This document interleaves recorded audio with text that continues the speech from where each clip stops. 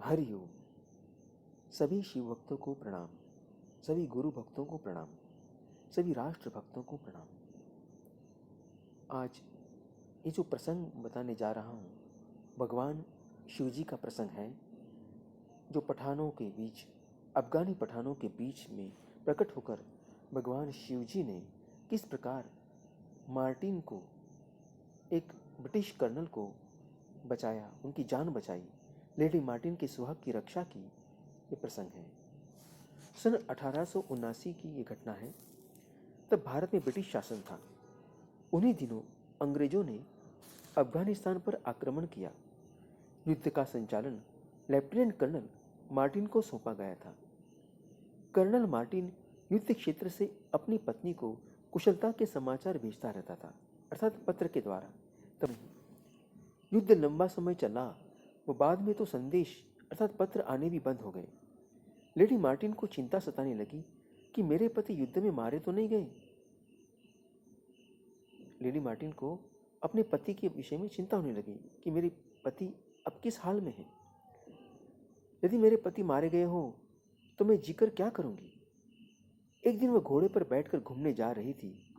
एक मंदिर से आती शंख व मंत्र ध्वनि ने उसे आक्रुष्ट कर दिया। बैजनाथ महादेव के उस मंदिर में प्रवेश कर शिव पूजन में निमग्न पंडितों से उसने पूछा, आप लोग क्या कर रहे हैं?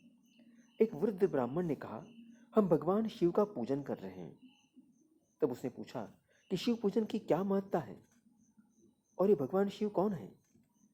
तब ब्राह्मण ने कहा कि बेटी, भगवान शिव तो औढ़र दानी हैं, भोलेनाथ हैं। अपने भक्तों के संकट निवारण में वे तनिक भी देर नहीं करते। भक्त उनके दरबार में जो भी कामना लेकर आता है उसे वे शीघ्र पूरी करते हैं। किंतु बेटी, तुम इतनी चिंतित क्यों हो? पूरी बात कहते कहते लेडी मार्टिन की आंखें नम हो गई। तब ब्राह्मण ने कहा, तुम चिंता मत करो बेटी, शिव जी का पूजन करो, उनसे प्रार्थना करो, लघु रुद्री करवाओ। भगवान शिव तुम्हारे पति का रक्षण अवश्य करेंगे। पंडितों की सलाह पर उसने वहां 11 दिन का लघु रुद्री अनुष्ठान आरंभ किया तथा प्रतिदिन शिव से अपने पति की रक्षा के लिए प्रार्थना करने लगी कि हे भगवान शिव, हे भोलेनाथ, हे महादेव, हे बैजनाथ महादेव, यदि मेरे पति युद्ध से सकुशल लौट आए तो मैं आपका शिखरबंद मंदिर बनवाऊंगी। पूर्णाहुति के दिन एक संदेशवाहक भागता हुआ मंदिर में आया और लेडी मार्टिन को एक लिफाफा दिया। उसके पति ने लिखा था, क्या लिखा होगा आप सोचिए।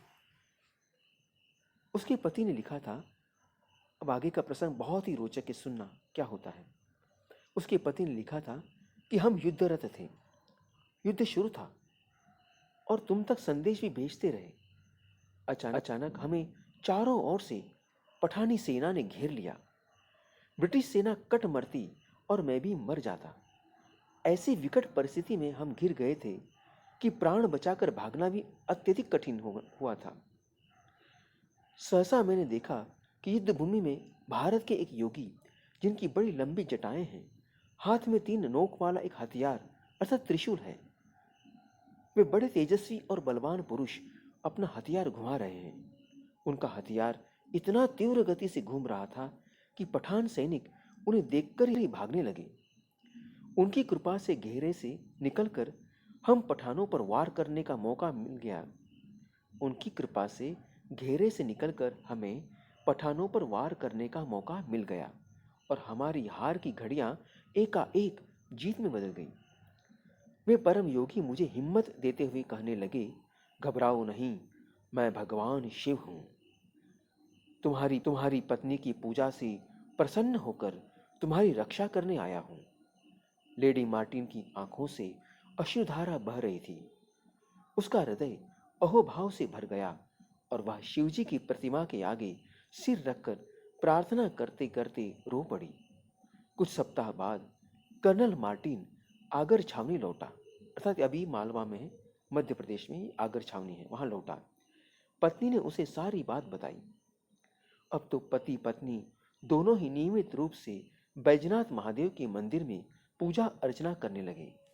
पत्नी की इच्छा पर कर्नल मार्टिन ने सन 1883 में 15,000 रुपये देकर बैजनाथ महादेव मंदिर का जीर्णोद्धार करवाया, जिसका शिलालेख आज भी इस मंदिर में लगा है। पूरे भारत में अंग्रेजों द्वारा निर्मित यह एकमात्र हिंदू मंदिर है। भगवान शिव में अटल विश्वास की भगवान शिव में, भगवान कृष्ण में, मां अंबा में, आत्मवेत्ता सदगुरु में सत्ता तो एक ही है, उसी परमात्मा की। आवश्यकता है अटल विश्वास की। एकलव्य ने गुरु मूर्ति में विश्वास कर वह प्राप्त कर लिया जो अर्जुन को कठिन लगा। आरुणि, उपमन्यु, ध्रुव, प्रहलाद आदि अन्य सैकड़ों उदाहरण हमारे सामने प्रत्यक्ष हैं। आज भी इस प्रकार का सहयोग हजारों भक्तों को, साधकों को भगवान व आत्मविद्ता सद्गुरुओं के द्वारा निरंतर प्राप्त होता रहता है। आवश्यकता है तो बस केवल श्रद्धा विश्वास की। हरिओम। यह प्रसंग आपको कैसा लगा ये जरूर कमेंट बॉक्स में लिखें। आपको ये प्रसंग सुनते सुनते कैसा भाव उमड़ा ये जरूर बताएं। और अगर ये अच्छा लगा तो आप आगे भी शेयर करें,